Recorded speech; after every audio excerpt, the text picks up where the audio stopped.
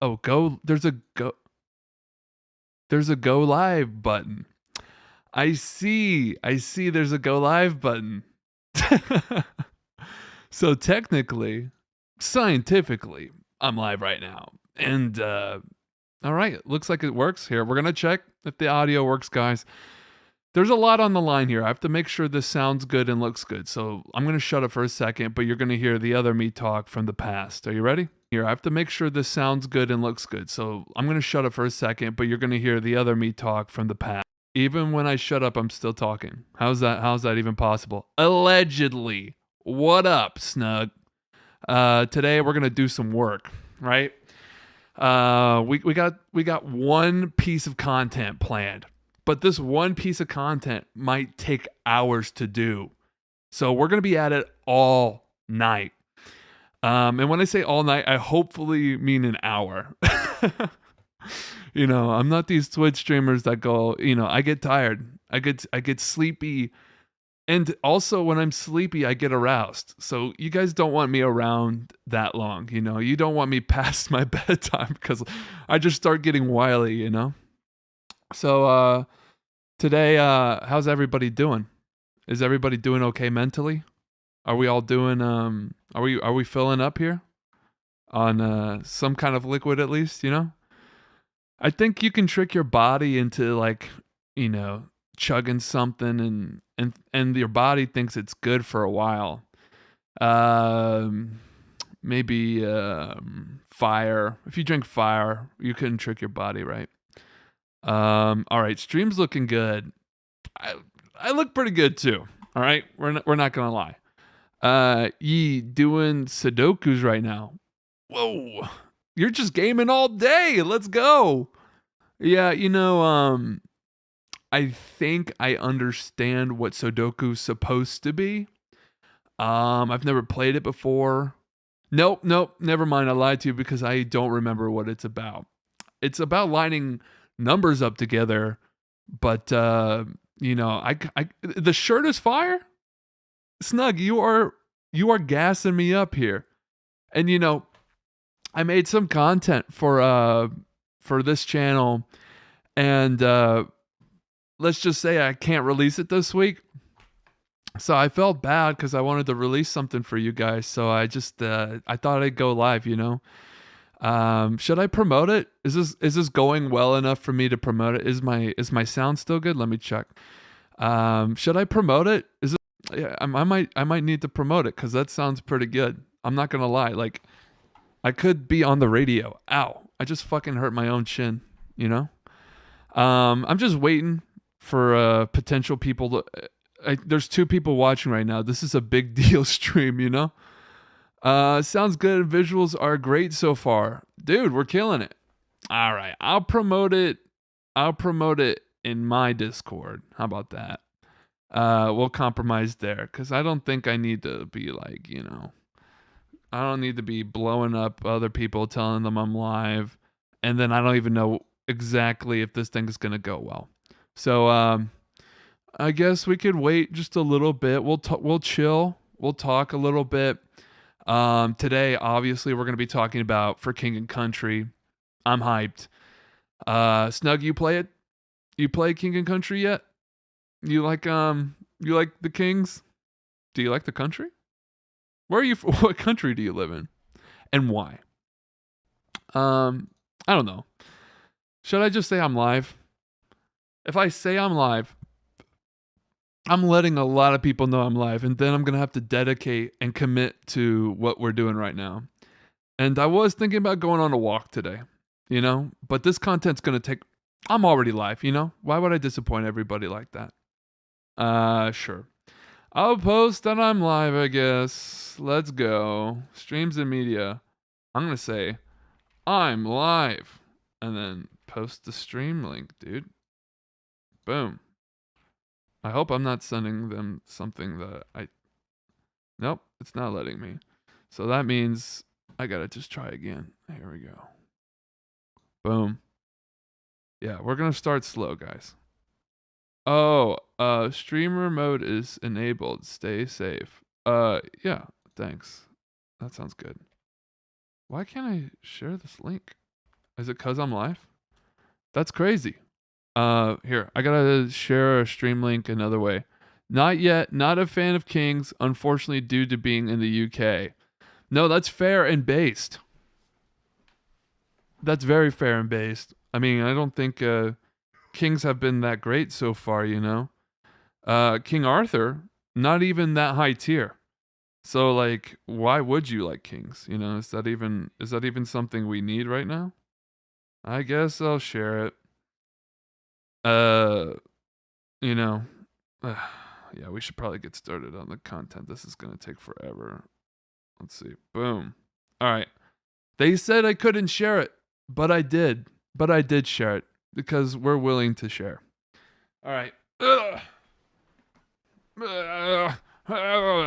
And don't worry, if you're watching this, I'm going to put time codes on it later if I care, and it's going to go well. Queens, unmatched proofs. Yep. Who's some good queens? Who is Yanenga? Yanenga's a warrior. Medusa's a queen, at least to me. And yeah, that's all we really need. One good queen beats all these kings. Oh, you know who's a pretty good king? Black Panther. And we'll get into that. Here, let's pause this. I don't need to hear this anymore. All right, guys. Today, the content is super chill. It's super simple. It's not going to really get easier than this. Today, we're just going to review King and Country. It just came out for Unmatched. And it's probably a fun set. And when I say probably, I've played 2 out of the 3, and it's pretty fun so far. And of course, Restoration Games doesn't know me like that. You know, we're not homies yet. You know, I didn't get the call from wherever the fuck they're from, you know, and that's okay because I'm new. I'm the new guy, you know. When I show up to the Unmatched school, I don't get a table. I eat in the bathroom right now. And that's where I belong because, you know, I smell like shit. And, you know, this is me, you know, going live. This is me putting on deodorant for the first time. I'm going to prove that I'm cool. I'm going to prove that I can do these things. And then once I do this content so well, I'm going to get my ultimate goal of getting a bunch of Unmatched sets for free, which is, of course, the only reason why I started an Unmatched channel. It's technically not an Unmatched channel, but we all know what this channel is. All right? Snug, I guess Yenny was a princess and never a queen. Oh, that's sad to hear, you know? Shout out to Yen, because she's probably one of my favorite S tiers. A lot of S tiers are very fucking lame. I'm not going to lie. But yeah, right? But the only two, there's only 2 cool S tiers right now. There's Bigfoot and there's Yen. And everyone else, you know what they do, and you know how to win, you know? Bigfoot, at least he's got a big old log that he just likes to throw around just like me. All right, guys. Today we're going to react to Zero Skater's unboxing King and Country review because I don't get sets for free. That's just what it is. And Zero seems to be a nice guy. If he minds, I'm sure he'll tell me later. And if I take down the stream, it's not because of that. It's because of technical difficulties. Zero seems like the coolest guy, honestly. He seems like the chillest dude. And honestly, sometimes I wish that before I went to bed at night, you know, I'd get a tank top and I'd be jacked and look just like him, and I'd call him father, you know? Mateo, what's up? Do you play Unmatched, or you just think I'm cute, you know? I don't know who goes on these streams. I don't know. I'm sure my algorithm is absolute shit right now. He's pretty chill. No, he seems awesome. He seems like the coolest dude. I've reached out once, and he was very nice. So as long as I just be nice, you know, I'm sure he's gonna be nice. Oh, what up, Ito? Oh, my fucking boy, my fucking teammate, Ito could. Ito could come over here, cause you're so handsome, dude. What up, brother? Yeah, Ito, since you're here, let's do the content, huh? I don't wanna waste your precious time, brother. We're gonna react to my hero, the man, Zero Skater. So let's see what he's got to say about King and Country. But it's psych. It is muted. Psych. So I got something really cool in the mail the other day. We know what it is. It's the new Marvel Unmatched for King and Country. Yeah. Are you ready for this beat? Anybody who likes Unmatched and hates this song doesn't like Unmatched for real. I'm such a stan, bro. If you're a fan of the channel, consider supporting me on Patreon. Dang it. For as little as $1 Okay, I'm not going to month, mute this, but he has a Patreon, Unlock fine. exclusive No, rewards by 3 becoming a people are patron watching this, so I guess, I get a cut of whatever if you get a subscription to your Patreon right now, you owe me. What's up, guys? Zero Skater $1 here, and I'm that's sorry. right. We are going to be cracking open the newest Marvel Unmatched for King and Country on camera for you guys, and take a closer look at everything inside the box. And of course, I'll give my personal thoughts on the new fighters. And I'm just super excited because new sets are always amazing. And this set is. Is this the first time he's wearing a blue tank? Because his eyes are glowing. Up for pre-order on the Restoration Games website, so there will be a link in the description below. Make sure you go order yours today. But yeah, I've heard some scary things about these new fighters, so I'm a little bit concerned, but I'm sure it'll be fine. I mean, when do people not get in an uproar when a new set? Yeah, people do get in uproar sometimes unnecessarily, but sometimes Hell Kitchen, comes out. And sometimes Elektra is a character. So sometimes people are right. But, every time, a character comes out, we don't need to freak. Like Houdini Genie. I mean, did we all freak out a little bit when we heard about 3 Wishes? Yes. And was it fair? Yes. But was Genie S tier anyways? No. Drops, and they're all like, oh, this new fighter is so broken, and it's fine. I'm sure it'll be fine. It happens every time, but I can't wait to get it. Even if there is a new S tier, even if there is a new best character, I think it'll be okay, especially with how tournaments are right now with Arsenal. We'll just ban them. If they're toxic, if they're stupid, then we just ban them. So I think we'll be fine, even if they make the worst, craziest character of all time. Elektra wasn't that hated before release, I think. People were more worried about Daredevil. Well, honestly, I think they were kind of right too. Because Daredevil's like, Daredevil's Daredevil. And, apparently, Daredevil's not that Daredevil-y anymore. You know who's Daredevil? Winter Soldier. And we'll get into that. Get into it. So as always, guys, be sure to attack that like button if you enjoy the video, and subscribe for more Unmatched content. And with that said, let's not wait any longer. We will crack open the new For King and Country. I just realized in the background there's this like golden Achilles and golden Bloody Mary, and I heard that at Gen Con, if you win a tournament, they give those away. My man's got 2, and he got a Bloody Mary. Does that mean he won with Bloody Mary? I don't think you could do that. Daredevil beat me up and stole my lunch money. Oh my God. We need to call the police. I mean, he was already breaking the law being a vigilante. So, I mean, I already wanted him gone. All right, so that fade was good. By the way, Zero's the GOAT with these edits and these graphics, man. I will be teasing him through this, but I will be kissing his ass even more because it's just exciting watching one of his videos. Okay, he's got. I've already seen this video, and I'm watching it again because I want to watch it again. I'm a freak. For King and Country, let's go ahead and open this thing up, and I am super excited to find out what all the hype is about with these new fighters.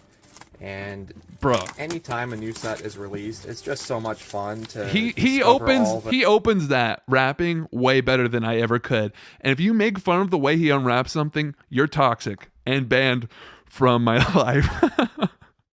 Dark Blade, Daredevil is fine. It hasn't been a problem. Perfect example of people freaking out and it not ending up how most thought. I get it though. It was easy to see strong stuff think the worst case. Yeah, I'm totally with you. But he did beat up Snug and take his lunch money. So, like, did they exaggerate? Did they not exaggerate? Like, that's something you have to think about. And he's a pretty good lawyer, you know. Ito's right. I mean, I think there's two sides. There's two wolves inside of us, okay? The fun new matchups and things you can do.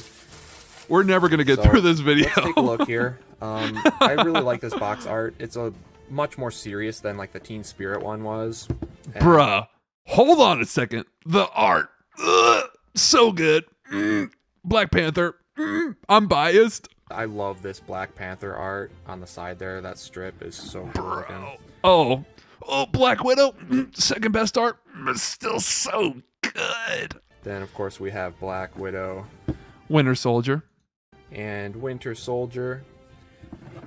And there's another Black Widow. Nice.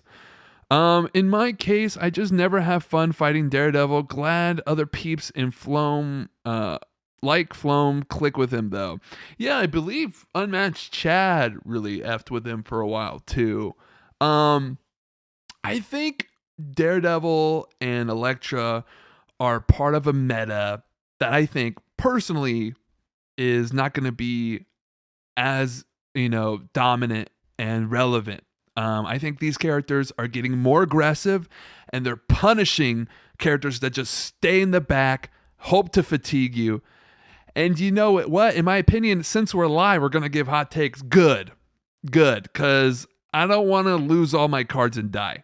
All right? I want to smack and get smacked because I'm daddy and someone else is also daddy and smacking me. Black Widow one, it looks like.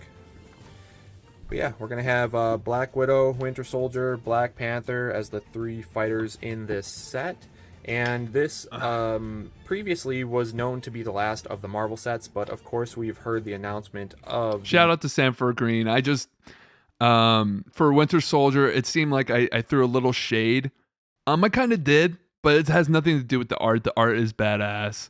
I just don't like one of the cards, and you'll see. And maybe I'm the problem. You know, I'm Taylor Swift. I'm the problem. It's me. Brand new, I believe it's Brains and Brawn, that has Spider-Man, Doctor Strange, and She-Hulk in it. So that's super cool. Shout out to so Spider-Man. This is not quite the last of the Marvel sets quite yet. And you can see all the different Marvel sets. We don't need to see this. I mean, God, we know we don't need to see the rules. Zero, he's very thorough, and we like that. There's the back. There's the back of the map. I'm going to give my opinions on the map in a second, but the back of the maps, I've always been confused by them. I've always think that they're harder to tell what's going on. You get to see the back of the art better, but that's just about it. That's just about it, you know? I don't like it. It looks worse to me. And maybe I'm stupid and dumb and deserve to get killed. But I mean, not because I'm stupid and dumb, but just for so many other reasons, you know? Games where you never go through an entire deck are my favorite ones. Yeah, that's because you're fucking smacking and gaining actions and like, and it's not a bad thing. You know, when the meta is, like for me, I'm happy when the meta is like drawing is good. You know, draw power is sick because that just means we're going at it and we're getting nasty. Is a card you don't like the art where the one with Black Widow's face looks oddly wide? No, I don't mind that one at all, actually. I kind of like it. It reminds me of a comic book dude. I forget his name right now. He does a bunch of Spider-Man. People hate him, but I think the art looks cool. Hey, you might like Winter Soldier then. No, I don't like Winter Soldier. Not gonna lie, I never used that side either. Yeah, you know, no hate.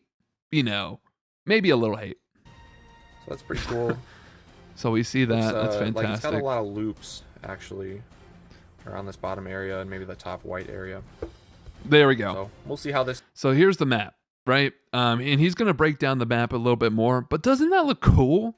And you can tell this is going to be good for melee fighters too, against range people, unless you're fucking right here, of course, which isn't fun, but you can just hide in that little corner, especially if you move 3. Boom! That's going to be nice. There's some items here. How many of you guys have actually played these maps so far? Me. Humble brag. Goes in gameplay, but excited to find out. So let's take a look at the minis. Here we see the. So we're gonna give our opinion on this mini. It's awesome. She's literally moving the earth, or is that smoke? Anyways, Black Widow looks great. I'm always scared of people like painting these minis because I'm like, dude, they already look so good. But some of these paintings look great. Winter Soldier, he looks cool. He just looks like there's a game. Hold on. We need to pause it because there's a video game. Guy who extends his robotic arm video game. Yeah, I gotta get that specific because I don't remember the name of the. Oh, dude, let's go. This game right here, Bionic Commando. Yeah, have you ever heard of Bucky? Do you like the Winter Soldier? Yeah, I love Bionic Commando. You know, that's what Bucky always reminds me of. And you know, Bionic Commando's been doing it a long time. He was in Marvel vs. Capcom 3, which is where I know him from. All right, sorry. So we're gonna look at Bionic Commando. Yeah, his mini looks good. He's got a big laser gun because I don't know. I guess pistols or Marvel and pistols aren't like really doing it right now, or they're not really chilling.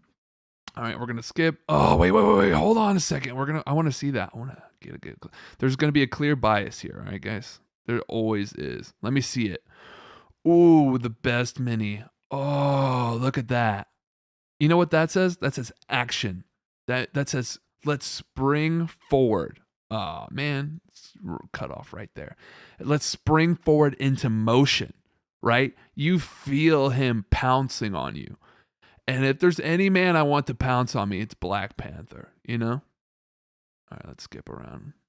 All right. Oh, let me see the car back, boy. The rivets for the health dials, of course. And then we have the decks. So Black Widow. Dude. All right, we're gonna judge this Black Widow thing. Let me read the comments because I'm falling behind already.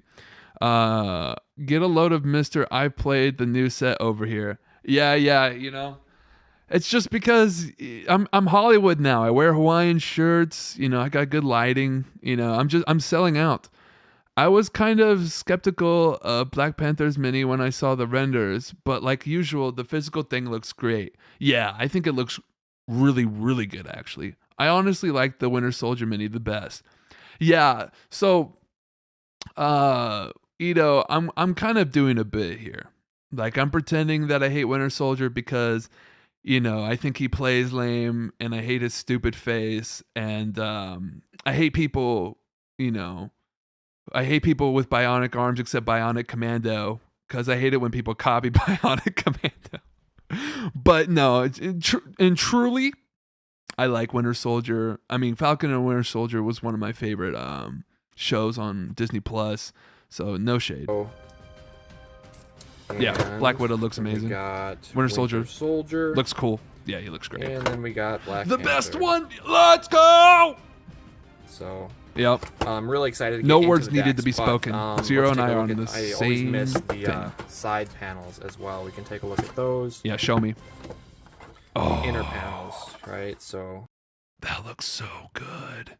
The green laser with his eyes, dude. Oh, chills.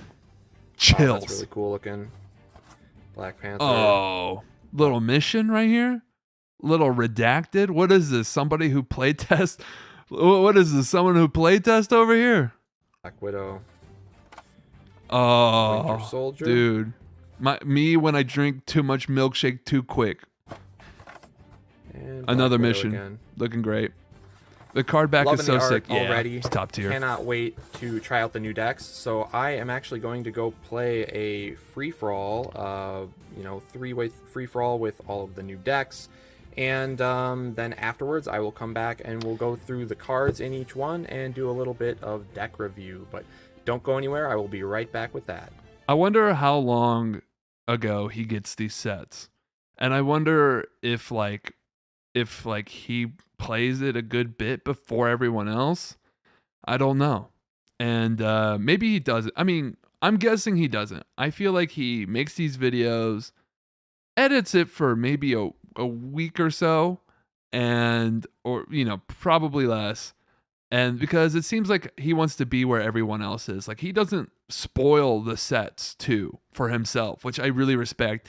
As soon as there's a leak, I want to hear about it. As soon as there's a whiff of what Oda Nobunaga does, I want to know. And I know. Alright, so we're going to start off with the deck review for Black Widow. This is the fighter that I actually played in the game that we just finished. Good choice. And it was really cool. I honestly think all three of the new fighters are super unique, very fun, and they're pretty interesting. There's a lot going on. So let's get into Black Widow. She is a move 2 fighter, ranged with 13 health. Her sidekick, Maria Hill, also is ranged and 6 health. So pretty low health totals. What does everybody think about the mission stuff? If you've played it, what do you think about the missions? Are we into it? Are we not into it? I don't know. But having I like it a lot. double ranged is very good. And the special ability is mission ready, so before drawing your... Bro, I don't think as humans we're designed to resist the temptation of having unmatched characters be spoiled for us. Like I said, I feel like one of my biggest goals in life is to be a big enough influencer to be sent sets for free. And then I'm going to keep doing the bare minimum so I can keep getting sets for free for the rest of my life. And, they'll go, Maneuverman, you're a legend. Sure. Give me a free set then. You know what I mean? Like, that's all I care about. I don't care about the clout unless it gets me Black Widow for free and before everybody else, so I can brag, Snug. I haven't played it, but I just hope the new positioning mini game of I'm a camp here to deny X mission is going to be more fun than annoying. Yeah, I don't think it. I don't know. Maybe when I was Black Panther, I didn't care. I just kept attacking Black Widow until she died, But I'm fucking sick with Black Panther. I'm not gonna lie. Starting hand, add the Moscow just win Protocol tournaments. Card to your hand, Hell then no. your deck What do I draw look like? 5 Someone who cards. plays the game? I Your react to starting hand is videos. 6 cards instead of 5. So that's pretty crazy. The Now, mic what attacked is the me. Moscow Protocol, you might ask? Well, let's take a look. My man. It is one of her mission He's cards. so good at reading, bro. So the mission That's is why when he's you the GOAT. acquire a new mission, which means when you play the scheme, reveal cards from the top of your deck one at a time until you reveal a new mission card. Add that mission card to your hand. Then you're going to shuffle the other cards you revealed back into the deck, and if you don't have any missions left in the deck, you don't acquire a new mission. But the schemes in her deck are all missions, and when you have to complete a certain objective in order to play that scheme in that turn, and then you do the effect, and then you're going to get another mission right to your hand, so you'll constantly have a supply of mission schemes. So the backfire that you're thinking of, where it's like, oh, you keep like showing your deck until you get a mission. Do you think, oh, that's not going to be so bad? No, it is. I played her into Cloak and Dagger, and I just saw that she didn't have feints. So I was like, oh, sick. I'm going to pop the fuck off then. Excuse me, I'm going to pop the fuck off. And I almost killed her. I did lose that match. I will say Black Widow had more power than I thought and did end up killing me. But Cloak and Dagger, if I didn't suck with Cloak and Dagger, I could have got it real good. I think Black Panther, it's correct to just not care. Yeah, about her positioning stuff. Yeah, I mean, I don't know if you remember when Hawkeye was like, "Hi, I'm Clint," and he went, "I don't care." That's literally me with Black Widow's missions. I don't care. as long as you are completing them and not running through all the rest of them remaining in your deck. So really cool idea there, really cool mechanic. And we're going to take a look at that first mission, the Moscow Protocol. So this is the one that starts in your hand. So it's a mission that an opposing fighter took damage this turn. So if that condition has been met in this turn, you use an action like normal to play this scheme, and you're going to draw one card and gain an action, and then you acquire a new mission. So it also has a 4 boost value, so you're going to guarantee to start off with a 4 boost value card in your starting hand, and that's pretty good for a move 2 ranged fighter. You can probably attack anybody you'd like if you want to boost with this on turn 1. I don't necessarily think you would want to, but pretty cool to have that option. So let's take a look at the next mission card. Yeah, starting your first turn with draw one card, gain an action could be really good for Black Widow, I think. Especially if it's for somebody who's not going to be able to tank shit. Is going to be the Firenze Agenda. Sorry if I butcher these names, but this one, if Black... Bro, I'll butcher my own name. You don't have to worry about these insane words. Like, they're real, and I'm sure they're places, man, but I don't know where it's at. It's also hard to camp out a ranged character. True. And, yeah, that's my favorite combination. I saw this on the Discord. They were asking your favorite combination for heroes. Mine is melee hero with a ranged sidekick. Or I like solo melee heroes. Those are my favorites so far in the game. Widow is adjacent to an opposing hero, and that specifically has to be the hero, not the sidekick. Then you can play this mission, and you're going to deal 2 damage to each opposing fighter in Black Widow's zone, and then you acquire a new mission. So this is like a Never Leave the Path from Little Red. That could be incredibly devastating, but of course you have to get adjacent to the opposing hero, and being a ranged fighter, you don't necessarily like to be adjacent to the opponent, but 2 auto damage is always really nice. Yeah, that one's pretty good. But there's another auto damage one that's even better. And you're going to see later that you can recycle these schemes. And when you do recycle those schemes, apparently when you're Cloak and Dagger, recycle the one that deals 2 damage to all of your opposing fighters. Or not all of your opposing fighters, but you choose an opposing fighter and you do 2 auto damage. It's huge. Interesting thing to note, though, with all the missions, they're not necessarily passes because they will get you a new mission card from the deck as long as there are some remaining. So they can't be used as passes, but pretty powerful effects. So the next one we're going to see is the Kinshasa Directive. So this one, Black Widow has to be in her starting space. By starting space, that means the space that she actually started the game in. The little diamond symbol with the number, that's the space that it's referring to. So if you are there, you get to choose an opponent and they discard 2 cards. So much like the 3 wishes from the genie, it's an incredibly powerful effect, it's pretty good. Know, but you do have to be in your starting space in order to do this mission. Next one is going to be the Budapest Gambit. So you have 2 or fewer cards in your hand. That's other cards. So when you play this one down, this one doesn't count itself. So it's 2 or fewer other ones. So you got to have quite a small hand size. But if you do, then you're going to draw 5. And then each opponent discards a random card. Then you get a new mission, of course. Now, random discards are really, really strong. But this is definitely going to hurt you in fatigue, drawing 5 cards. So I don't know how I feel about this one. It's definitely probably one of the more situational missions. And in doubles, that would mean 2 cards would be discarded, which is great. Love that. Opening, that is pretty cool. Yeah, I think so too. I think that could be really nice if you just want to just smack someone around first turn. I think Widow is the one from the set I'm most looking forward to. I think the mission stuff is neat. Yeah, Darkblade, I'm with you. Initially, that was the character I was most excited for. I did not play her yet. I will. I promise. I'm not going to be that guy. It's just as soon as I saw Black Panther and how he worked, and then I saw it in action, I was just like, oh, this is going to be my favorite character probably. And right now, that's kind of where he's sitting. Yeah, it's pretty good. And I mean, it's no 3 wishes. It's no 3 wishes in 2v2, but this is definitely still pretty nuts, especially, but you don't want to, do this too many times. Drawing 10 would be, but card draw is big in 2v2, and so is discarding. So yeah, this is pretty good. especially because the trigger condition is very hard to meet.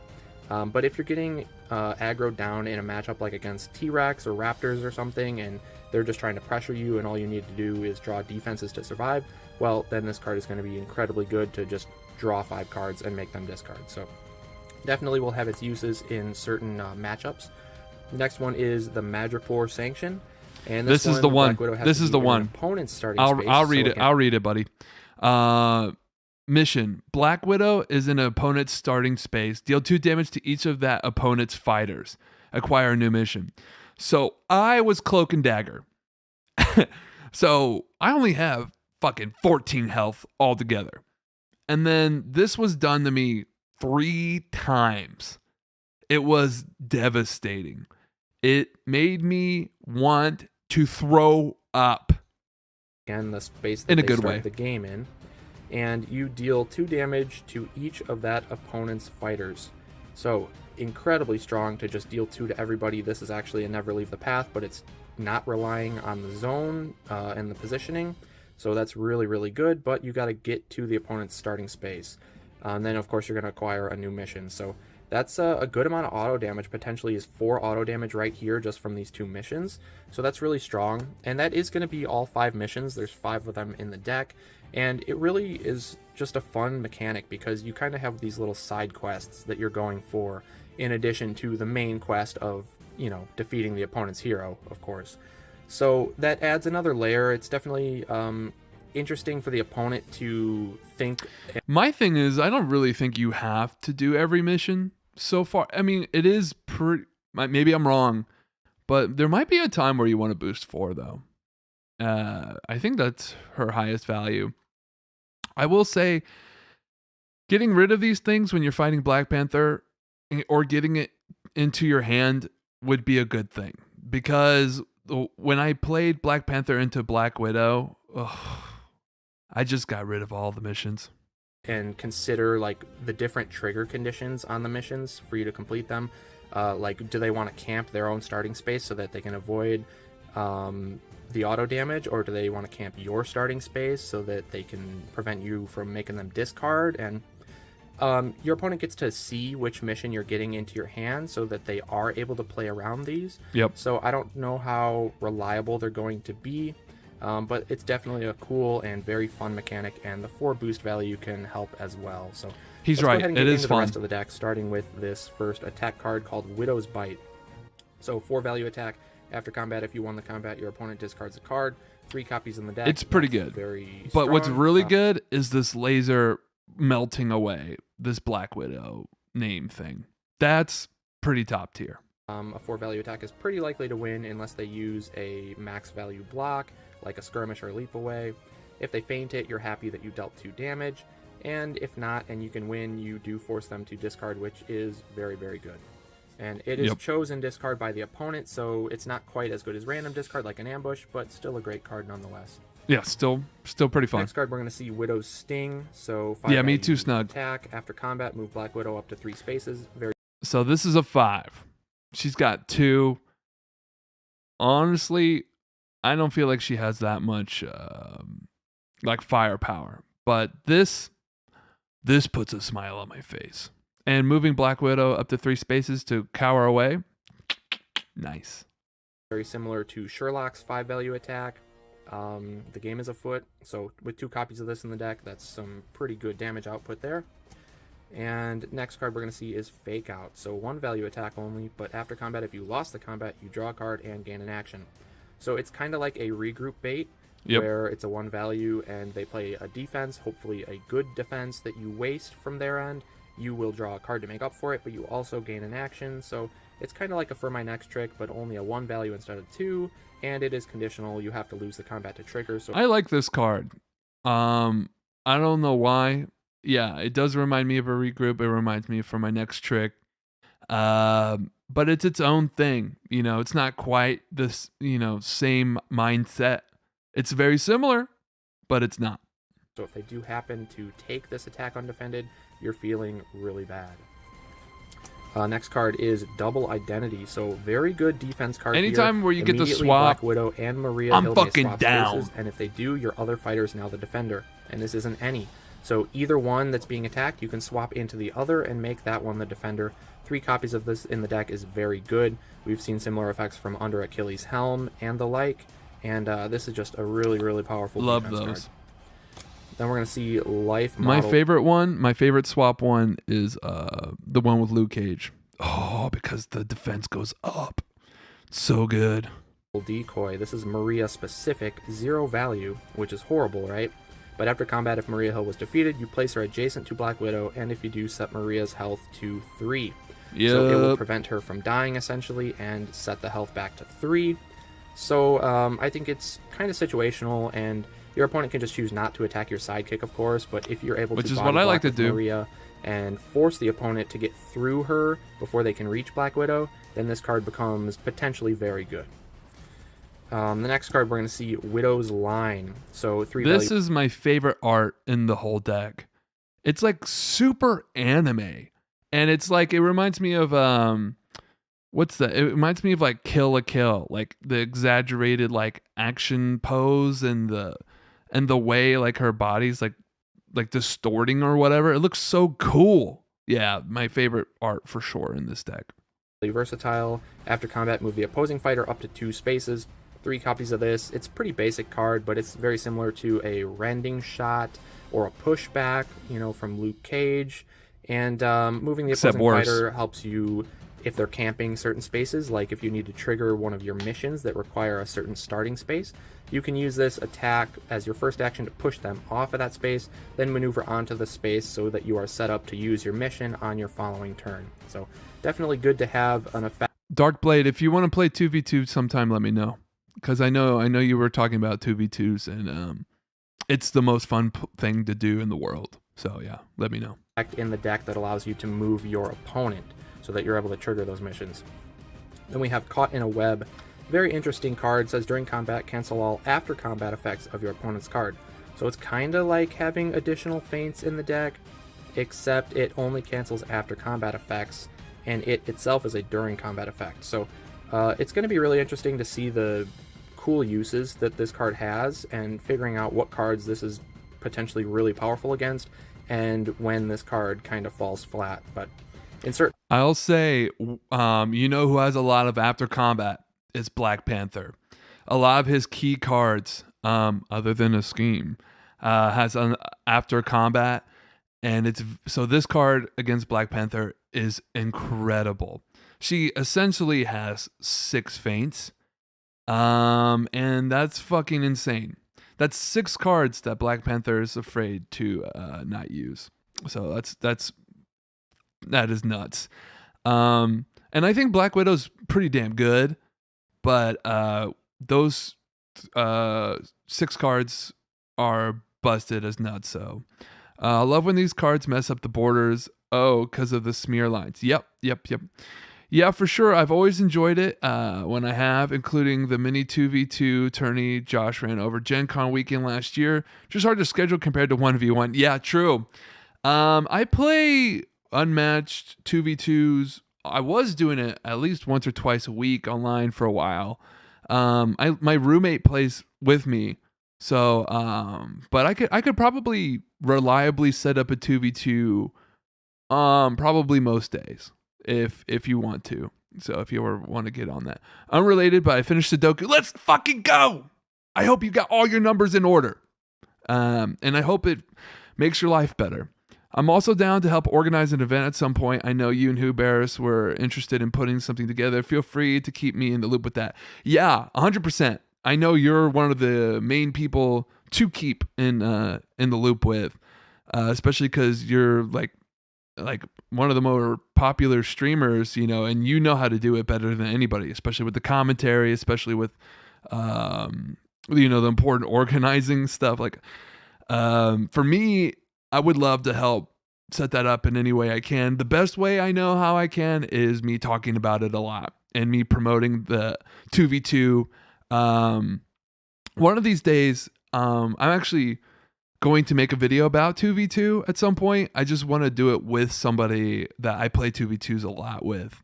And I think that'd make it a better video. So let me know if you want to be part of that too. Yeah. Certain matchups, I imagine this could be in. Look how chill and serious I'm being right now. It's because I want to seem cool to you, Darkblade. It's just because I want to seem like a chill guy, but I'm not so but so. Incredibly powerful. That's a good ass card. And then the next card we're going to see Panther. is Widow's Kiss. So 4-value versatile is always good to see. Immediately, the opposing fighter may not leave their space for the rest of the turn. Very similar to a Terrifying Roar from the T-Rex. Except but stronger. It just locks the opponent into place, so if you use this as an attack on your first action, you guarantee that they won't be getting out of your zone so that you can do a follow-up attack in that same turn. Or if you use it on defense on your opponent's last action, then you can set up for an attack on your turn. So and like Black Widow 2v2 as well, I think she could be really fun because her thing is like she's trying to complete her missions, but she has a partner that she has to look out for as well. So I don't know what that dynamic would really look like, but her being ranged would be really, really interesting. Pretty good. 4-value versatile, you can never be upset about anyways. And then we're going to see Acting Director of S.H.I.E.L.D. So that's a Maria-specific 4-value versatile. There's 3 copies in the deck, so quite a lot of these with 3 boost values really good. After combat, you move each of your fighters. Oh god! Now you see my history. Now you know that I like Unmatched. Fuck. I think this is one of her key cards, to be honest. At least Maria Hill's key cards. First of all, you get movement. It's a 4 versatile. Already pretty nice. Like I think a lot of people would be very happy with that. And then they can move through opposing fighters. All right, now we're talking. And then, boom. You shuffle 1 scheme from your discard pile into your deck. So now you get your missions back. And this is nice. I know you guys, please don't tell anybody I like Unmatched. For the love of God, don't tell anybody I like Unmatched because that game's cringe. So, let's keep it to ourselves, huh? Organizing Team League has helped get some TO experience under my belt, so I'll know what to do and what not to do in the future. Yeah, for sure. I am not really an organizer. I'm more of a face. I'm more of a, like I said, more of a guy who'll talk about the thing and promote it as much as possible, and contribute and be in it. I got my doubles partner downstairs, but for whatever reason, if he didn't want to do it, I'm sure I'd be able to find somebody to play. It'd be interesting if we didn't do it together. Because I know all of his strategies. I know how he thinks. So that would be funny if we weren't in a 2v2 tournament together because Krabber, he knows what I like. He would be able to use that against me better than I would against him. There's up to 3. They can move through opponents, and then you shuffle a scheme from your discard pile into your deck. So a very, very powerful card. Yeah, this card's awesome. Maria, definitely a reason to keep her around. You get movement after combat. Keeping her alive isn't that hard either. Like it's actually pretty damn hard. This is why you want to use your first mission right away, just in case she gets attacked and you have one of these. You can bring back your first mission. It's not that bad. Crucial card, especially in doubles. It'd be. And then we're gonna see 3 Faint, copies of boring. We know what that does. I mean, come on, we're growing up here. We're a bunch of adults. I like to think. So if we look at our overall deck, I don't think it's crazy. Because she's got 2 5s, 4s, making her discard some action gains, and a couple other like not crazy things. And really what it's all about, I think, is doing like these 2 schemes a bunch. And getting rid of your schemes is really, really important against Black Panther. Because he will banish one of those schemes and use it against you. Played in our 3-for-all, and I got knocked out first, but that would be fully expected. Winter Soldier, Black Widow, and Black Panther 3-for-all. Black Widow's dying for sure first, unless you could convince them that you're not a threat, and then they leave you alone for some reason. Yeah, I don't know. Poor Zero. I think he said that he hadn't even looked through these decks before and he just played it for the first time, I think if I was in the same situation, I would have played Black Widow first, and the same thing would have happened to me, but faster. 10 cards plus the missions, and the missions help cycle themselves. I'm hoping she'll be consistent but weird to play. Yeah, I think she's gonna be fun. It's about aggro attack and get undefended hits along with getting your missions. Yep, I agree with that. She's more aggressive than a lot of ranged people are. Yeah, I'm calling them out. Black Panther wants to keep Widow alive for boost values. I know, especially them schemes.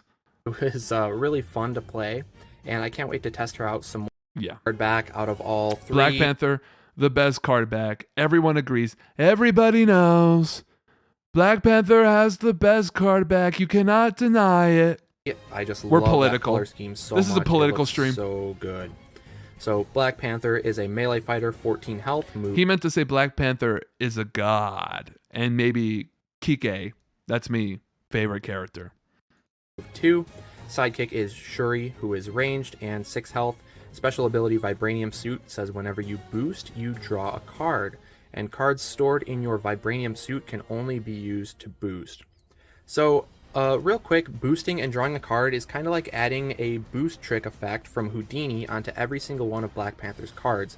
And so you're able to cycle through your deck really... Snug said, Black Panther's the new Kafifi. Everybody knows.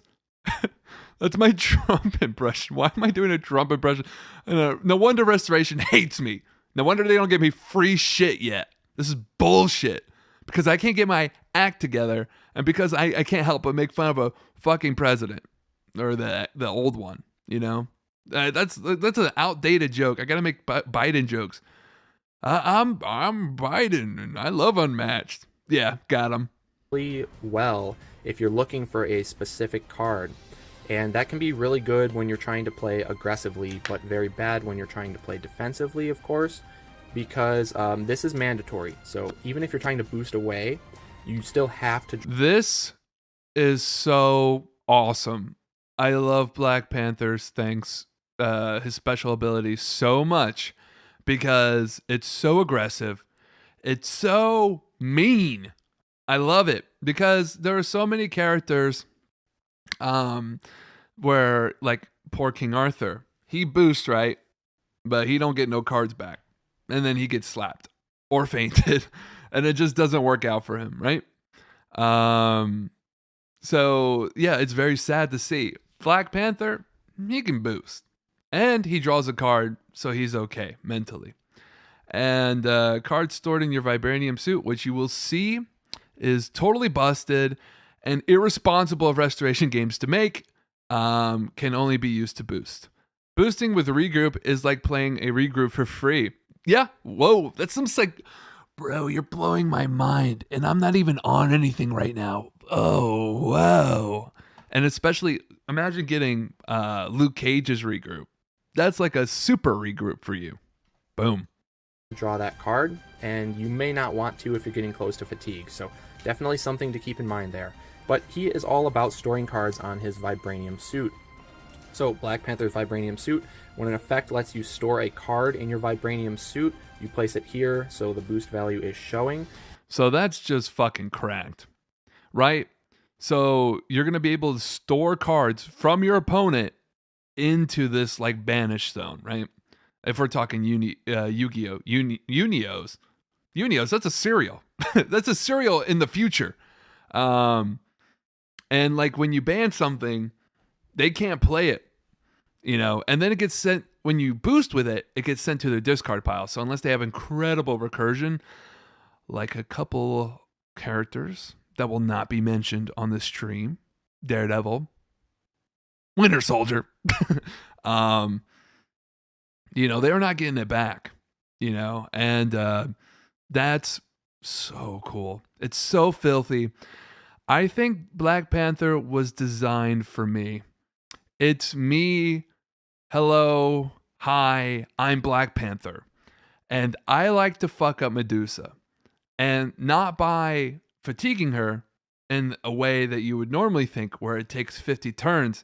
I'm going to take 10 cards away from her and then smack the shit out of her because she's not going to have shit to do anymore. And she can't discard my cards like I can. Panther ability should be called Shadow Realm. It should be. And you know what? It is now. Between you and me, Anthony. And you can then use those cards to boost. So it's like having a backup treasure trove of boostable cards waiting for you. I love this. So you can store them up. I love it. Really cool Medusa and does unique deserve it. I mechanic. literally fucking... Yo, me and my boy, we were talking about Medusa versus Black Panther. And that's exactly what I said. Medusa deserves that shit. And that's why I'm liking about these new characters, Unmatched Adventures, which I've played, and this set, is that they're so aggro, and they are punishing Electras and Sherlocks and stuff like that. I'm not saying they're going to be better, but they're going to make them scared. And I really love that, dude. I think in the next 2 sets, we're going to see a very different meta, and I think it's for the best. Dude, there's a squirrel right on my window. Oh, see ya, squirrel. I wonder who has a worse attention span, that squirrel or me. And we will see card effects in his deck taking advantage of this really well. So he can be very, very scary. So taking a look at the first card, we're going to see Analyze and Adjust. 3 value any, 3 boost value. After combat, reveal the top Amazing card of your card. opponent's deck and I love store this it in your card. Vibranium suit. 3 copies of this in the deck is just terrifying, right? It's like milling a card out of your opponent's deck that they're not going to get to use, but you also get to store it on your suit and use it for boosting. So that's just incredibly powerful. One piece of advice I would have for playing with Black Panther is remember to boost with the cards that are in your ban zone. I kept boosting with my hand, which is so stupid. Like and that led me to fatigue twice and I lost. And I boost with your side thing unless it's like a key card they can recur back, right? Network of Spies, there weren't enough to make you discard more cards. Is it bad that I'd rather boost with this and just kill my opponent faster? No, because that's the great thing about Black Panther. I think he can win a few different ways. And you're going to see a key card, well, I wouldn't even call it a key card, but some would call it a key card, is Shuri's Scheme. And that's a boost 3 too. And honestly, if Shuri dies, like that sucks that you can't use that card. Hey, it's a boost 3 card. I was going to say though, Snug, that hopefully if you are able to pop off your ability, then you can just, if you're lucky, maybe you'll be able to just boost with other people's cards. Definitely, the opponent is going to want to cancel these, but there's so many cards in this deck you want to cancel. And Card art is amazing, by the way. I keep forgetting to mention that, but the card art... cancel them all, so he's just looking like a menace. So next card, Vibranium Shockwave. During combat, you may boost this card. It's kind of like a second shot from Muldoon because it's the printed 2 value. But Only worse. 2 copies in the deck. Nothing too crazy, worse but than remember you Medusa's. get to use your Vibranium suit cards to boost with, so you don't even have to lose hand advantage when you're using this card. Yep. Next card is going to be Micro... I think there are matchups where you're going to want to use Analyze and Adjust, though. Like, I don't know if Medusa's always going to be fainting with Harpies. So if she just stays in the back and you're just analyzing and adjusting the Harpies, yeah, they might block it, but she's going to lose huge important cards if she doesn't feint it. And if she does feint it, then she's not going to be able to block one of his best attacks, which you'll see in a minute. Microwave and Mesh, or Microwave and Mesh. This card is pretty cool. I don't think I was using it correctly, but I do think it actually can be very good, especially... Okay, let me tell you an instance I was thinking of where this card might be great. So Sun Wukong, right? The whole game is that you're scared of... Okay, I'm going to tell you the strategy when we see our next card that actually works with it. Weave Mesh. 2 value block. It says during So combat, just remember you this use card. So You just boost. a pretty good block card there. And then we have Evade. We've seen this from Bloody Mary. It's Awesome. the same card. Just after combat, draw a card. 3 value More block, drawing. 2 Let's copies go. in the deck for this one. And it's an any, so important to note that Shuri can use that as well. And then we have Wakanda Forever. Now, Here it this is. the huge key card. So this card is the card. You know, this is it. This is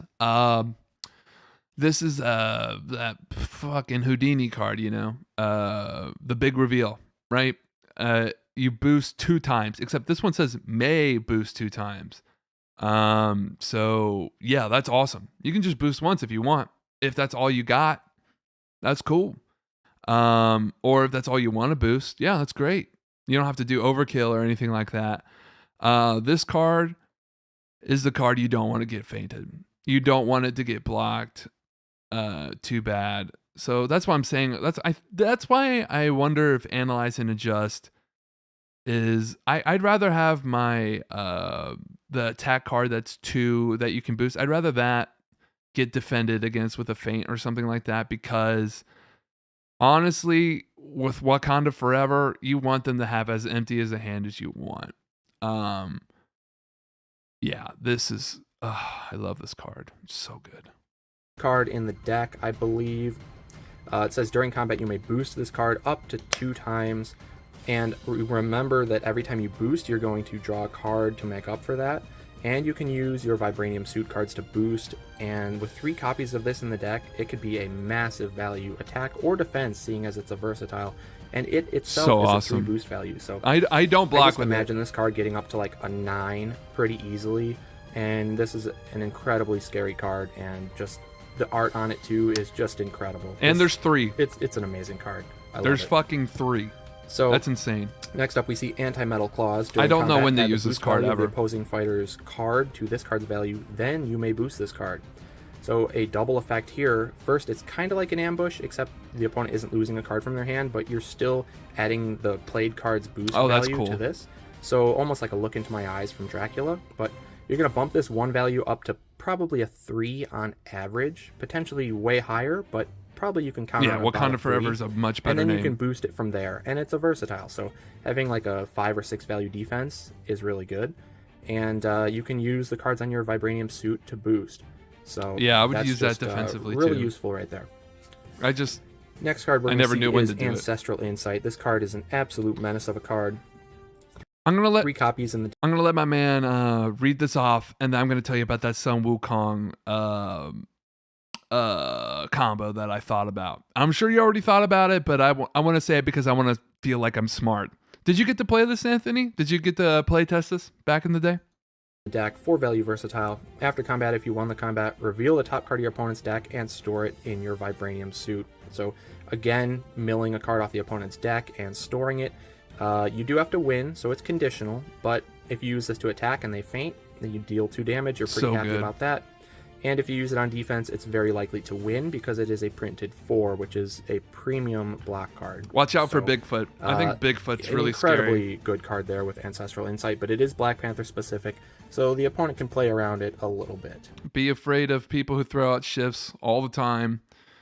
T-Rex, Miss Marvel, fucking Jackalope. Yeah, yeah. I mean, I've reliably popped this off, but man, I can see it not working too, and that's very sad. I played it a couple times. Oh yeah, oh man, I love this deck so much. Then we're going to see Cat-like Reflexes. That's a This one's 3 kinda value boring. penny. And after combat, if you won the combat, move one of the fighters in the combat up to 3 spaces. Nothing crazy there Good to because move. it is conditional upon winning, and it's only a 3, which doesn't happen very often. So it's not... 2 copies of this in the deck makes a maximum of 2 healing for each fighter. So that's Not bad. pretty good in terms of healing, as he only starts out at 14, and Shuri only starts out I hate how it's a 2. at 6 health. So I don't hate it, they're but a I little wish it bit was a 3. fragile, but you get a little bit of healing from Shuri, so you definitely want to keep her around to make use of this card. Yeah. And then we're going to see Feint, your standard Feint. I love the art again. One of the best feints ever made. Straight up one of the best feints ever made. Black Widow's 6 cancels are so good in the Black Panther, by the way. Yeah, I was just talking about that when we were looking at Black Widow's deck. Like a lot of Black Panther's big swings are after combat. So yeah, she just cancels most of it. So she is fucking nasty to Black Panther. Still pulled out that W. but it was tough. So the combination of cards, remember we were on Feint. There's a combination of cards I want to use. So I was thinking against Wukong. You guys tell me if this is crazy or not. So I think when, hold on, where is it? Oh, there it is. Oh. So microwave mesh. So when you're playing against Wukong, you know that whole game of like, oh, when is it gonna be trick you and when is it gonna be ox form? Well, if you block with this, right, you block the trick you, and if you want to, you can super block if it was an ox form. So it's way less scary. Weak attacks, but super important sidekicks. Yeah, exactly. Offense, and they both have the how he does in competitive. I guess you can do the trick you ox form thing with Black Panther's anti-metal claws. Yeah, because then you can boost with a card too. So maybe anti-metal claws and microwave mesh are really good in the Wukong. I think he would just fuck up Wukong and maybe Yananga too. Which is so funny because I think he's just designed to beat up the people who just don't who just hide and are ranged and they run away or they build walls. I think he just fucks them up. Funny enough, he doesn't even have like wily fighting. I wish he did. I wish he had one card that would, like, instead of like, I don't know, I like all these cards. Maybe instead of evade, I don't know, have something where it's like a wily fighting. That'd be awesome. Versus Wukong, I Hail Mary with card steals until I nab Phoenix. Yep, exactly. Love bringing down powerhouses. Yeah, I think this guy in particular, he brings down a lot of people I find annoying. But he doesn't bring me down, so that's really weird because I'm pretty annoying. All right, we're gonna go into Winter Soldier. Let's go. We made good time actually with Black Panther. I think Black Widow in the intro I talked for an hour, so we're gonna try to do better than that this time. So here we are with the Winter Soldier, and I do like his color scheme as well. The kind of bluish gray looks really nice in my opinion. But looking at him, he is the only solo fighter in the box. He's got 15 health. He is ranged, which is... And here's why he's my favorite character. Cat-like reflexes attack into clone if you anticipate. 72 feels like an okay play. Yeah, it could be. Always good, but he's only move 2, so he's a little bit slow. And his special ability is Brainwashed, and it says effects on Winter Soldier's cards cannot be canceled. So I think we've seen that before with Sherlock Holmes. So it's a very basic effect, but he reminds me of a character I fucking incredibly powerful, as we know. And down here it says, it's time for me to face the past no matter what. No matter what. So Winter Soldier's whole thing is that he has these cards with star icons on them. The card effects have the star, and that means that they're detrimental effects. So effects that you don't necessarily want to trigger, but even if your opponent feints you, they will still trigger because your ability means your cards can't be canceled. Oh my god. But that's where a boy named Bucky comes in. So this scheme says ignore any star effects on your cards for the rest of your turn, and you gain an action. So there's 2 copies of this in the deck, so that's going to be how you bypass those negative effects on your cards. But with only 2 copies of this in the deck, finding it may be a little bit unreliable, so you're going to have to just bite the bullet and, deal with the negative effects. I'll just say right now, Winter Soldier, he's a pretty good guy. All right. So when I complain about him, when I make grunt noises whenever I see an effect I don't love, just know that I like him, And maybe I'm just jealous that I can't. I don't have any attacks that cannot be feinted. A lot of the time, but 3 boost value is good to see on a move 2 fighter. So then we'll move into the actual cards in the deck. This is going to be manipulation. So this is the only other scheme rather than Boy Named Bucky. And it says draw until you have 5 cards in your hand, but then one of his only draw power. until they have 5 cards in their hand as well. So, both players are going to end with 5 cards when you play this scheme. So it's definitely not a pass. And I guess maybe you could use it as a pass for yourself if you already have more than 5, because then you won't draw any. And maybe you can force the opponent to draw extra if they're at a low hand. So if you happen to be at a big hand count, they're at a low hand count, you can force them into some draw. Although it does say may draw, so I guess I'll take that back. All the negative effects that give your opponent card draw and whatnot, I think are optional for the opponent, so they're not forced to take the draw and get closer to fatigue if they don't want it. They do not have to. But anyways, yeah, I played Black Panther into Bucky too, and it went my way, which is really good. I think it really helps that he just can't really handle the smoke of like big values.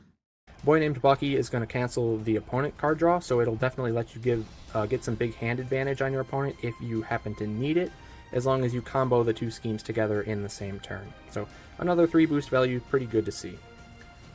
This card, I don't think it's incredible or anything. It's a little situational, but I could see it being really, really useful in certain aggro matchups against like the T-Rex or the Raptors again, where you just need to survive. So definitely a good card to at least have in the deck somewhere. And the 3 boost, if you don't need the actual 3 boost, effect, I was just about to say. So then we're going to see Without Remorse. So 6 value printed attack, 3 copies in the deck. This is Bigfoot's log right here, right? I'm kind of concerned for the fighters that can't go fast enough to kill him, but I haven't tried those matchups. Yeah, that's what I was trying to say, Snug. I think that the meta is changing for what is good. I might be wrong. Like nothing might change, but I kind of hope it does. I think a lot of these characters that just sit around using their passes and waiting 14 turns to attack, hoping they fatigue or might not attack at all, just defend, throw away their attack cards. I think they're trying to phase that out, man. Especially because I played the UMA characters, I've played these characters, and this is really fun. This is how I prefer to play Unmatched, where it's just aggressive as shit. I can see that. I just don't play those heroes. Yeah, exactly. No offense to Sherlock. I think he's still going to be very, very good. Probably still S tier. But I just feel like they're not going to keep making characters like that. So if anything, it's going to make them unique. And we still got Sun Wukong, who I love to play. He is one of those lame characters, but he's one of my favorite characters. So, I don't have much to say, My hold up with the mirror ban part is that you only have got 4 bans for me, then 3 of them are kind of fixed already. I'm not sure what that means, but it's really boring for new people learning the game. Yeah, I mean, I know it's like highly technical, but like really, is Medusa like, you know what I mean? Like she's, I don't know.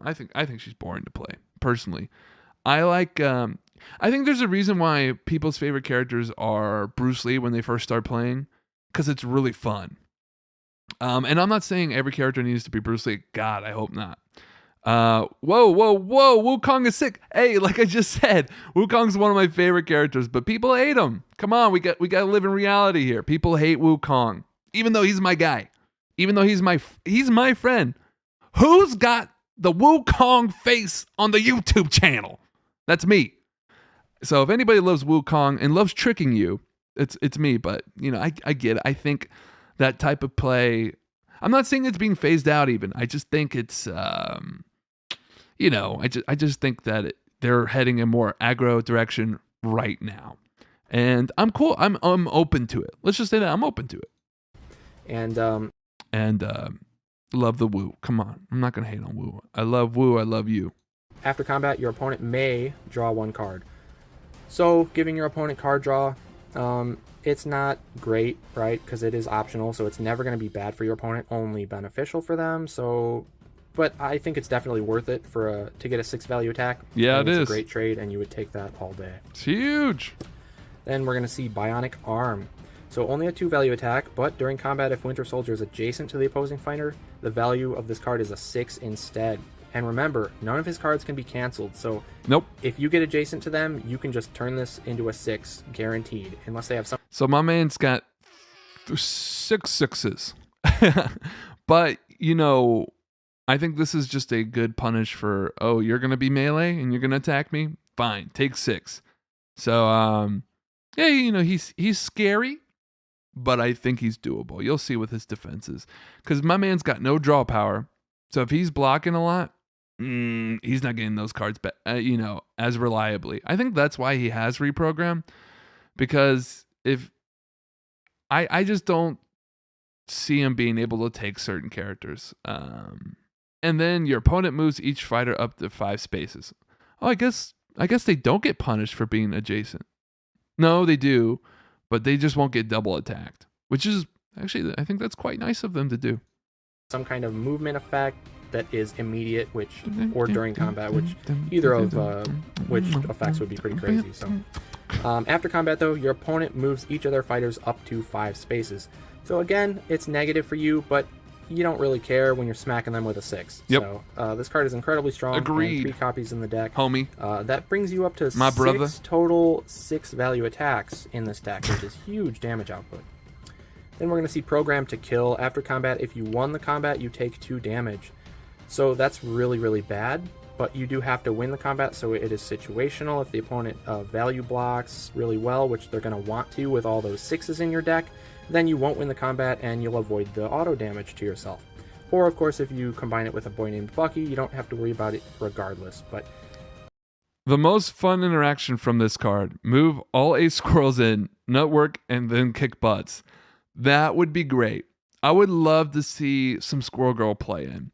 So I haven't talked to a lot of people about this, but how do we feel about Squirrel Girl? Is she doing things? Because my guess is no. My guess that she's not very good. And that makes me cry. That makes my nuts feel bad.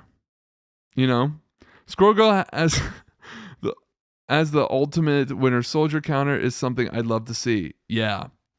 She's not really known for being aggressive. Or that fast.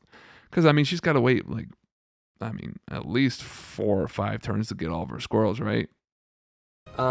I don't know. This card, it's not that good because ultimately... I think this card is bad too, by the way. In the best case scenario, it's a blank 4, right? And in the worst case scenario, it's a blank 4 that you take 2 damage. So either way, it's a pretty bad card, but there's only 2 copies in the deck, and it's whatever, right? You got to have some duds in the deck so that you can make room for all the really powerful stuff. Yep. Then we see Marksman. This is kind of cool. It's during combat. This is a really cool card, I think, theoretically. And I've heard of instances, well, on Solomon's he can do an 11. I think everybody's going to know that, and he's not going to be able to pull that off. The couple times where they don't realize that, maybe you'll be able to pull it off, maybe not. I don't think this card is crazy. I've played on 2 or 3 different maps with Winter Soldier and used this card, and it never seemed that crazy. So if you guys are scared of this card, it's actually all right. Love her. She beats Muldoon and a soft counter to Elektra. Really though? I've played Squirrel Girl into Elektra, and are you sure? I don't know, because she goes under the hand and then she does the 5s, but ain't she gonna block it? You know what I mean? Isn't she gonna be fine? Really? Muldoon? I don't know. Program to Kill might as well be a best card. Yeah, true and based. Marksman is the reason why you pair Winter Soldier with Buffy in 2v2s, right? Could be. I like you're right. Hey, I like this 2v2 propaganda that we're setting up here. +1 to this card's value for each space between you and the opposing fighter along the shortest path. And there's 3 copies of this in the deck. This is my favorite card in the deck. I just wanted to say that real quick. It's a very cool card. It's very pretty.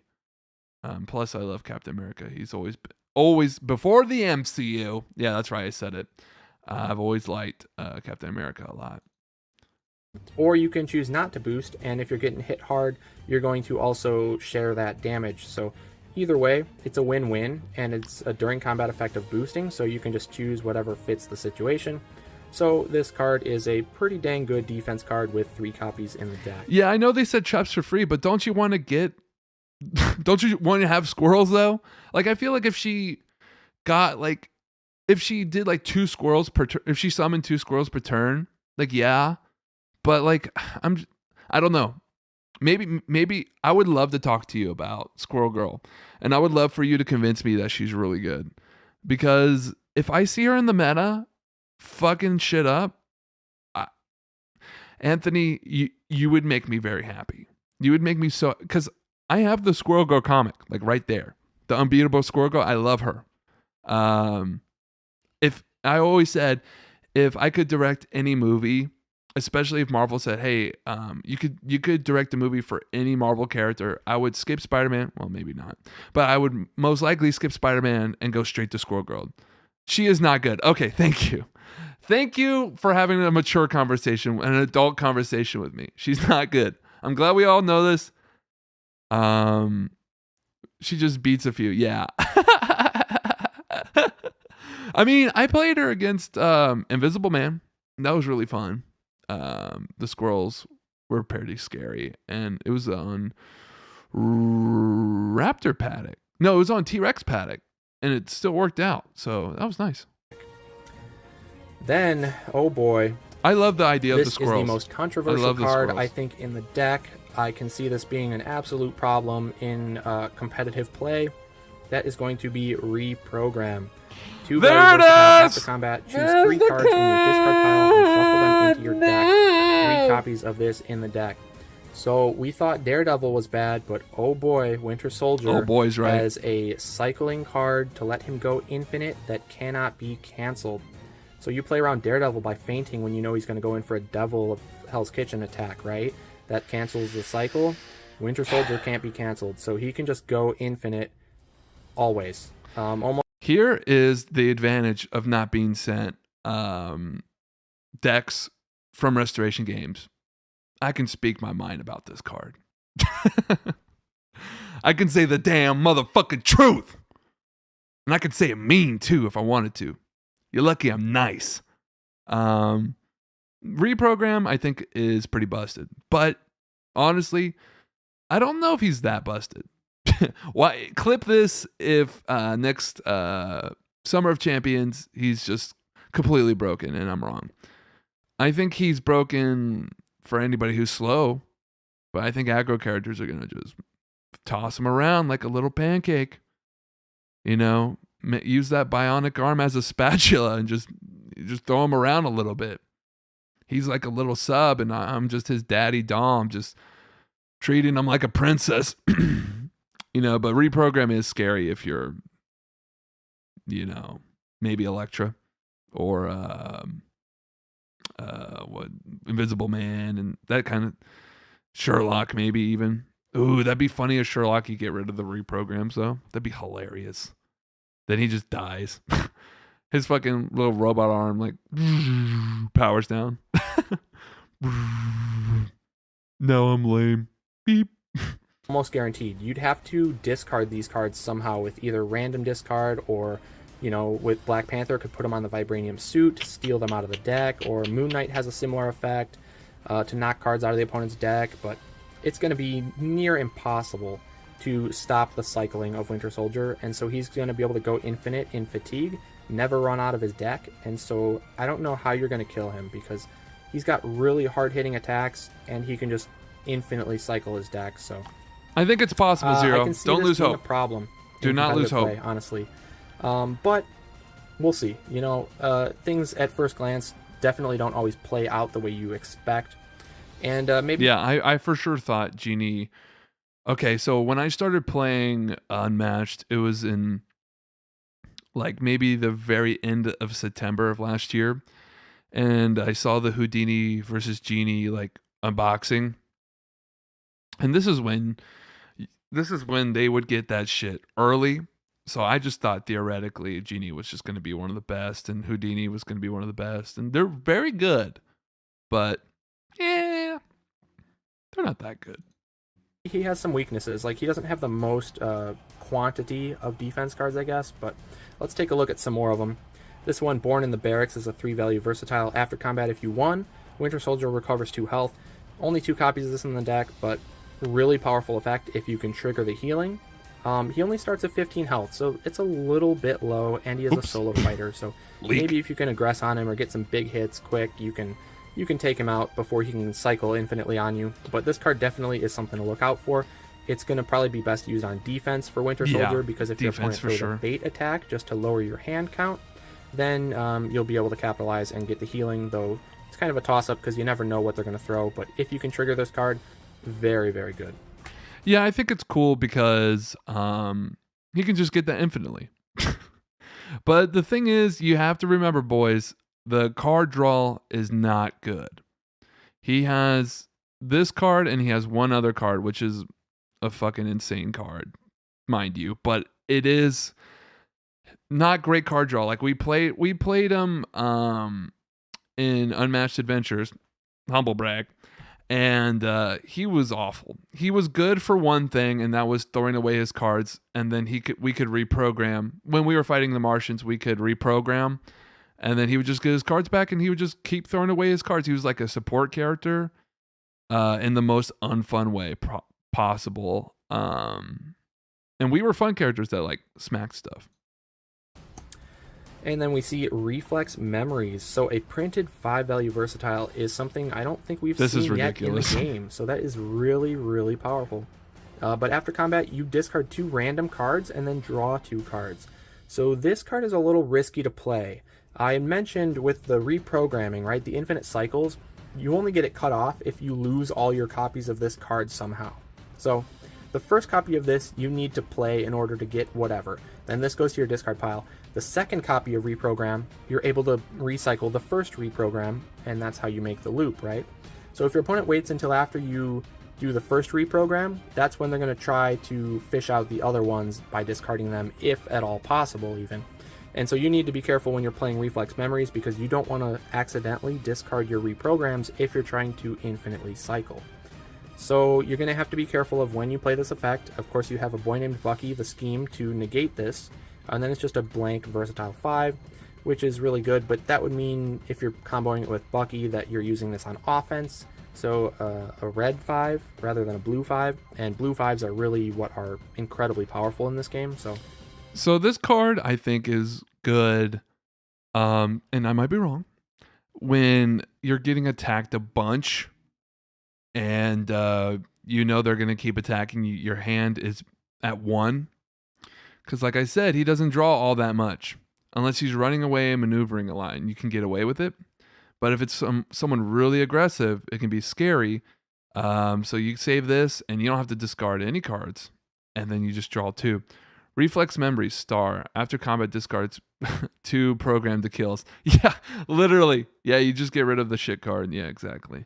So I don't think it's bad. I think he needs to get rid of cards sometimes, because he's just like, I need to find my reprograms. I need to get my 6s. Everything else is just kind of filler. So I would say this card, I don't even care about the boy named Bucky card, to be honest. I think that's a bonus. I think it's nice to be able to use that, but I'm not too worried about it. I don't know. It's a little risky, but crazy to see a versatile 5-value card. Yeah, it's huge. Then we see Wily Fighting. That's the standard card we've seen before from Robin Hood and Wukong and the like. So after combat, deal a damage to each opposing fighter. Uncancelable Wily Fighting. Fighter adjacent to Winter Soldier. 2 copies of this in the deck is a pretty solid card. And then last but not least, we see a full pack. So we got Fink. So we're gonna take a look, see at all these cards right here, and yeah. I think, and I'm not a top tier player. I'm barely a player, if you ask some people, and I think it's not the S tier that you think it is. Although I do think it defeats a lot of S tiers. So do with that what you will. Think what you will think. I think a lot of these characters in this set are made to destroy slower roasting characters. And these characters just want to rock. And I'm kind of with that. But I don't, like I said, I don't think if you're playing against someone who does not attack, that's sweet, because Winter Soldier's like, Oh, okay, sweet. I get to go find my cards. I get to find my reprograms, and then I get to find my 6s, and then I just hit you once in a while. And you will not out fatigue me. Sun Wukong will not out fatigue him. Anybody most likely will not out fatigue him. So there you go. Bad for you? I can see Winter Soldier cyberbullying a little red at least. Yeah, I do think he'll be nasty. I think he will be relevant, but maybe not as relevant as you think he will be. So overall, we've been streaming for a fat minute, hour and a half so far. Let's look at this map. So, I forget who pointed this out. It might have been Baked Goods. I watch all the influencers. I watch all of them. And we got Unmatched Helicarrier right here, right? And it says Marvel in the bottom corner. Oh, you can't see. Hold on. It says Marvel on the bottom corner and Unmatched in the Helicarrier.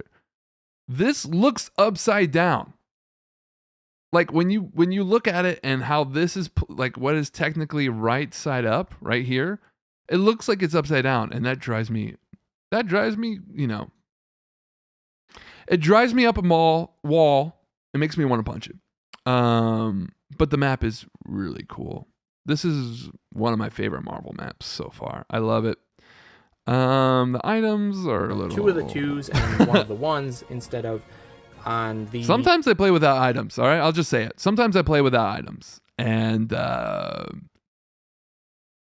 makes me a crazy person.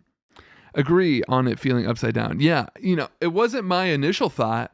Someone said it and then ruined it for me, so I thought I ruined it for you guys too. I don't like that the sky is diagonal. Oh man. Now that you say that, oh, you know what? It's not. I'm going to pretend that doesn't bother me. The raft was 2 of the 1s and 1 of the 2s, but the +2s are obvious. +2, boring. We're going to skip that. Here we go. Get into some wrench. tea. So the industrial wrench there for +2. Now here's where it gets really interesting, of course, right? Are the scheme tokens. This is what everybody wants to see. So What's with the items, by the way? There's a glove, a wrench, and a laser blaster. Like, why are the items so random? Like, why can't one be a cool sword, one be a missile? Like, it's got to be a glove. Seriously, it's a fucking glove and a wrench. Like, dude, what am I, Mario? You know what I mean? Like, oh, here's a jetpack, I think. One right here is probably the least impactful of the 3, but still pretty crazy. It's the rocket pack. So you place your fighter in any space. That has to be the fighter who uses the scheme token. Oh, Angel, you don't have to worry about complaining. That's all we've been doing on stream today. We're just, dude, if we can't complain about the new set, what are we doing here? You know what I mean? Like, I'm hyped on a set. I'm going to play it a million times, and this is my favorite game ever made. And I love at least 2 of the 3 of the characters. But what the fuck? Am I not going to make fun of it? Yeah, no. Oh, it's a rocket pack. Excuse me. Very different from a jetpack. Oh yeah, T-Rex. T-Rex can finally move far. Thank God. Thank God T-Rex can finally teleport anywhere she wants more. Token, so if it's a sidekick, then you get to put the sidekick in. There are no gloves in the Marvel Cinematic Universe. It's canon. I can't believe you don't know that. Are we even Unmatched fans if we aren't complaining, right? Space. But it's a pass because you don't draw a card, you don't gain an action, you just get movement. So you can use it as a pass, and to be able to teleport to anywhere on the board could be very good. Next one, oh my goodness, this thing right here. That's how I felt. That's how I felt when I saw this one. This is the laser turret. So you deal 2 damage to a fighter in your zone. Nice. So that's like a momentary glance from Medusa or a spear throw from Achilles. So that's just crazy. Now, this is a pass because you're not drawing or gaining action, and it's 2 auto damage outside of your deck, which could help you close out a game in a difficult matchup when you might be struggling to find your damage otherwise. So that's just ridiculous, right? But you do have to remember this is a momentary glance, not the spear throw. The difference being that if you are the only fighter. So, have you ever considered banning items? You know, we do call this the Smash of board games. You know, items are banned in Smash. Just something to think about. And I'm not saying we have to. Have you ever played without the items? It's pretty fun. Something to consider. I might make a video about that. If Medusa has it, we can all have it. Or Medusa can have it 4 times. In your zone, you cannot just waste this scheme as a pass, because you will take 2 auto 3 damage times. yourself if you are the only fighter in your zone. So definitely something to keep in mind. But the last and definitely not least of the scheme tokens, this ridiculous thing right here is the EMP Dude, Pulse Array. I'm such a Zero stan. It's crazy. When I meet him at Gen Con, I'm going to keep it together, but inside I'm going to be like, dude, this guy's fucking cool, man. And, you know, I'm just a guy, you know. I smell good. I'll give myself a compliment there, but I'm just a guy. And it'll be very cool meeting another guy like myself, you know. All players discard 2 cards. Very genie. That's very genie of you. This set beats up top tiers and loses to a good amount of mid tiers. Yeah, I do. That's what I'm trying to tell you, Anthony. I think they're trying to set up a new standard for a meta. I think they're phasing out the slow rollers, the fatiguers, and I'm glad. I don't. Is that mean? I hope it's not mean, but I'm very interested in the direction this game is going, so that's really cool. Items shouldn't be banned in Smash. Very balanced items. Very balanced. We love items in Smash. We love how anyone can use them. Medusa deserves 3 glances. She deserves 3. So all players discard 2 cards. That is just insane, right? Everybody discards 2 cards. Now this does include yourself. Yeah, I wouldn't consider like what's happening a power creep. I would consider it just a meta change because other characters are going to become more relevant. I think Robin Hood might make a comeback, which would be very exciting. I love Robin Hood. Some characters that have great draw power are going to become more relevant, and I think that's cool. I think with UMA and what I've heard of Oda Nobunaga, 2v2s are also going to become more popular, which is literally the best thing I could ever hear. You know what's interesting too is what makes a great character in 2v2 is I think what is going to start making great in 1v1s in this theoretical new meta that I think might happen. So good for me. Good for me. A momentous shift in the meta. In the meta. I said menta because of momentous. Yeah, Angel, you're 100% right, dude. Angel, what's it like not talking to me on the call where I just talk by myself and say all the thoughts alone? Do I sound the same? Do I talk over you as much still? Is this still the same amount of talking that I normally do, just over you? Just something to think about and something to be honest with me about later. So yeah, those are the items. Yeah, they're items. They're all pretty busted. You know, that's just kind of how items are. But they're fun. I like that they exist. So don't get me wrong. It's just an interesting thing to think about. Playing without items every now and then. It's honestly the same. Damn it. I need to let people take turns when speaking. That's why when I go live, I can get all my talking out and make sure that you get a turn. But you don't talk over me. Okay, that's good. Because that's something I need to work on, man. Sometimes I'm nice and quiet. Wait, are they playing? Oh, no way. This is huge. Yeah, let's watch this game. I'm a big fan. I like to see more of them being made and see what kind of crazy stuff they can do. So for competitive play, it can be a little bit crazy, you know, because they can definitely swing games, but that's just something you got to play around. And I personally think that's kind of cool. Overall, when we did our 3-way free-for-all, it was a blast. It started off something like I was Black Widow going third. Then oh god, she went third. Black That's Panther horrible. here going second, and my girlfriend Harley was going first as Winter Soldier. How lucky is Harley? She gets to date Zero Skater. How lucky is she?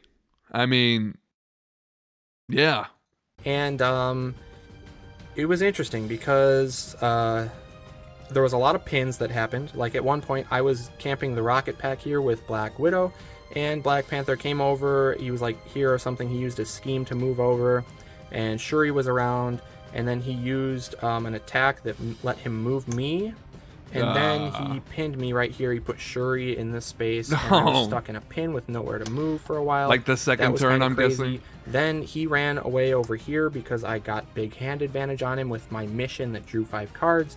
And then I ended up pinning him over here with Black Widow, and then I had Maria Hill. What was Winter Soldier doing? Player starting spot to pin in Black Panther. Meanwhile, Winter Soldier was kind of camping the center area, just maneuvering and taking shots. Here and there. The first thing I would have done was taken out Winter Soldier. Anybody who camps, I don't care if it's the death of me, I will go kill you. That's what I'm saying. This new meta is sounding exciting because we can just punch each other instead. We don't have to run away. We can punch each other. And I ran out of deck very quickly because when I had like 3 cards left in deck, Black Panther played that scheme that mills the 2 cards off my deck and puts them on the suit, and I didn't even know that card existed. So that was definitely a big surprise, and it was just a super fun game overall. This guy's so positive, Winter dude. Soldier. This is why he's winning that one. He's my bro. By quite a bit, but I think we kind of ignored Winter Soldier for the most part because he wasn't doing too much throughout the game. Exactly. You're gonna just kill them. Little attacks here and there, and then he could get a anything 6s. Crazy coming out of him, so we kind of ignored him and fought against each other, and then Winter Soldier ended up winning. But it was really fun overall. Because you wasted all of your cards, and then he just reprogrammed. Love doing the. But I feel like he said that he didn't know what they did beforehand, so makes sense. Blind plays when you draw these new cards, and they just have these crazy effects. It's just so much fun. So I would highly recommend anybody to try that out if they can avoid spoilers at all, which I know is very difficult. But yeah, overall, it's difficult because it's like, why? I just want to see it so bad. And if you know what the cards do, I mean, there are ways for you to play it early on certain simulators. So, that's fun. All right. Do we want to hear his outro? Or do you guys want... I feel like I'm going to listen to the last 15 minutes by myself. Because sometimes me and Skater, when I watch a Skater video, I just need to be alone with him for a while. My allergies are fucking nuts. Oh my God. It's like I have pink eye. Jeez, dude. Oh, I need a Zyrtec, man. All right. Guys, we just watched 45 minutes. And we made the 45-minute video only an hour 40 minutes. So, I mean, we only made it an hour longer. That's pretty good, considering how much I like to talk. I think we did a good job here.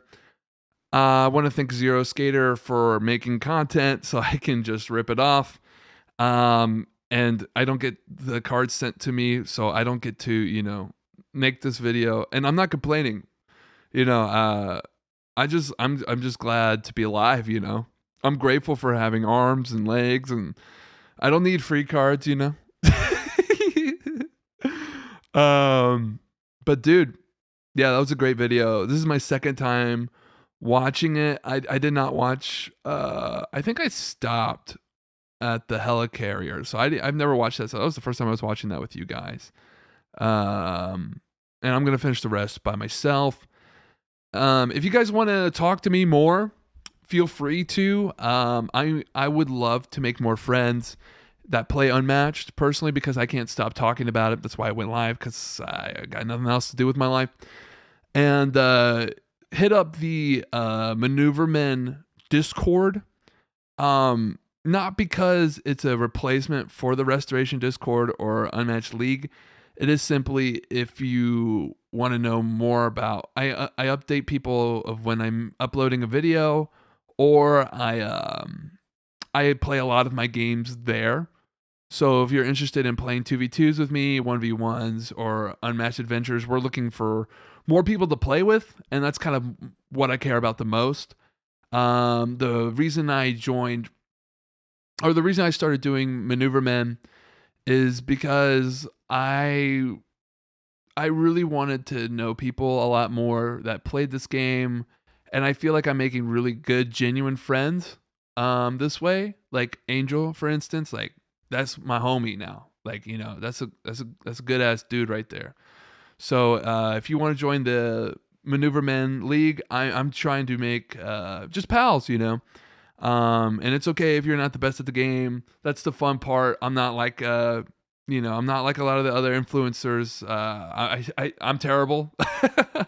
So, you know, a lot of my opinions are just dicey, you know. But I promise I'm not high. It's just these allergies are killing me. And you know what else is killing me? This outro. So I'm gonna head on out. I want to thank everybody for watching. I'm gonna call you out by name. Fuck it. Angel, what's up, bro? Anthony Garcia, Snugs, Tater, with the one comment. We appreciate you, King, and Dark Blade, and of course my teammate, my other teammate, Ito. So you guys are real homies. I hope you have a great rest of your day. Sometimes I'm fucking I just want to fucking hang out, you know? All right. You have a great rest of your day.